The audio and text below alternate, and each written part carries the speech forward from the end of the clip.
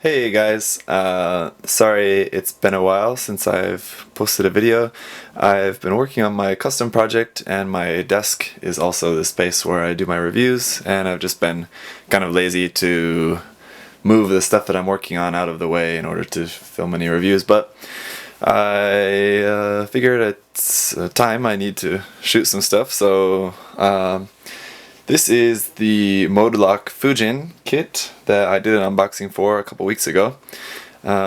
It is from the Sky Girl series. It's a Kotobukiya kit, and I'm not sure of the scale. Actually, let me grab the box. I may have mentioned it before, but now I forget, and I don't see it on the box. But anyway, it is just a really small, simple one-color kit. It only had 2 runners of parts, and it cost me less than $1 because it was on sale, but I think you can still get it now on Hobbylink Japan for about $3. So even that is still worth it, I think, and now I'll show you why. The kit is just all this light gray color, which is the same color as my background paper that I use, so I'm using this corkboard here to give you some contrast so you can actually see the kit a little better.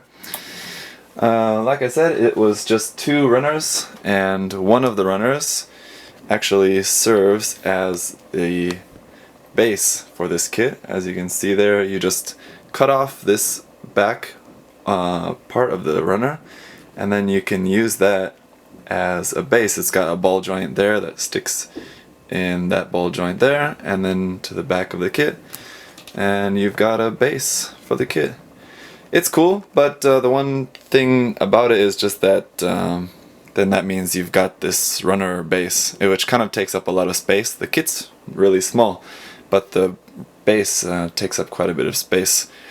So I might try trimming it down. I don't know how well it's going to stand while it's still, if I trim down how much of the base there, if you get what I mean. I don't know if that made sense, but I'm gonna try to make it smaller without letting it like fall over. So anyway, let's take a look at the kit. Like I said, here's just the back. Turn that off. Here's the back where it plugs in, just one ball joint there. On the runner here, I've got these 2 extra pieces. These are replacements for the hands. You can replace the hands with these kind of like turbine kind of things, kind of pieces there. I don't think those are weapons, but like I said, I don't really know much of anything about the series at all, so I would think they're maybe turbines. But it's got little tiny hands, little tiny baby hands on there. Really super small, but they're cool. It's very interesting. This kit is just overall really unique, interesting, so it's cool. Everything's just ball joints on this kit, so let me take this off the back here. There is actually a little connection piece there that you use to plug into that hole in the back. So in the arm, this like disc radome here can move up over the shoulder, and it's just on a ball joint. Everything's on ball joints, but there is like limitations to like the directions that they can move.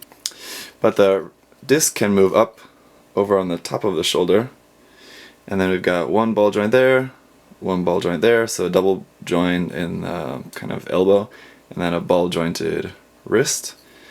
So it's really tight, which is good, but you can get that much bend in the elbow, and the wrist can obviously just bend like so.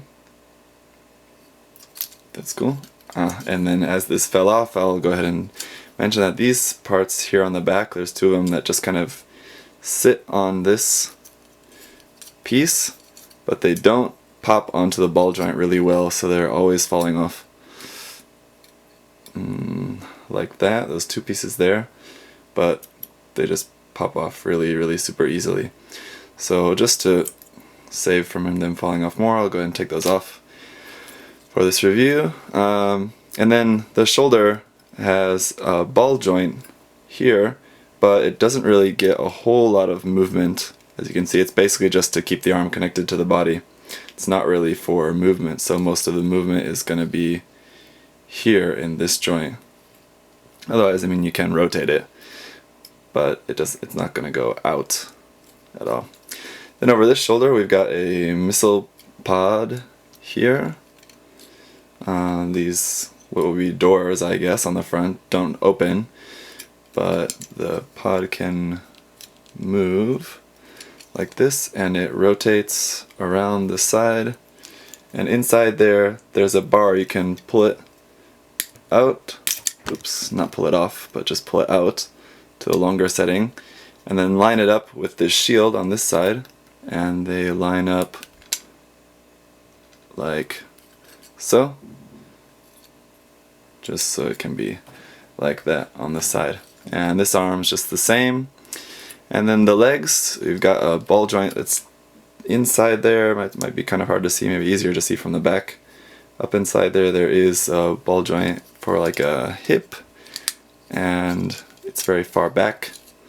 But there's this armor in the back, kind of a back skirt. You have to move the leg carefully not to pop off that back skirt. Sorry, I'm like flying it all over the place, but kind of difficult to show and very obscure kit. So and the knee has a joint there, so it can bend about that far. Forward, it's kind of stopped there at like a straight line, and then back more than 90 degrees, so that's good. And then it's got the wings here, which are just on ball joints like that, so those can go around like that, and blah blah blah. Sadly, these legs are the only like sandwiched parts, so there's a big ugly seam line right down the middle. But it shouldn't be too hard to get rid of that, just with some glue and sandpaper, just before painting. So that's basically it. The kit does transform. I'll go ahead and transform it and show you guys what that looks like. Okay, and here's the transformed flight mode. As you can see, it's really not a whole lot. Just point the head up, point the arms up, and here's where you would use those turbine hands. Turn the legs around and orientate them like that, and that's pretty much it. And I was noticing that something I hadn't noticed before. There's these holes on the side of the legs that look the same as the one on the back for the mounting, and I was thinking how you're supposed to mount this, so I'm wondering if this is gonna work. I haven't tried this yet, but give it a try, and it looks like you can. So there goes that piece again. Get on there, and it looks like you can use the same connection point to mount it in flight mode if you wanted to. So yeah, there's that. Anyway, it's a cool, cheap little kit, and it's going to be cool to paint this later. Just for maybe a rainy day, I'll go ahead and paint this up.